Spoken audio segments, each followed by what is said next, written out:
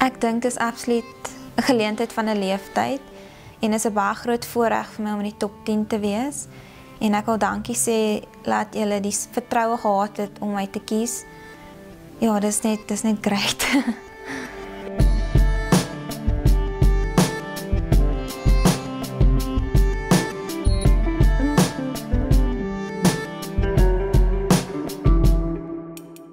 Wat ek nou doen is nie my droom nie, maar ek sal graag ook, ek sal 'n groomer kunstenaar wil word. Andersins soos 'n stylist. Ek is absoluut maar oor modes en sulke tipe van dinge. So enigiets in daai lyn dink ek sal ek gemaklik in voel.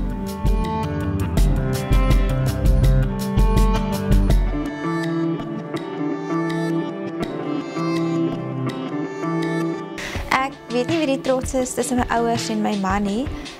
As ek moet regtig kies, dink ek is my ma. Die gelukkigste dag in my lewe was my troudag.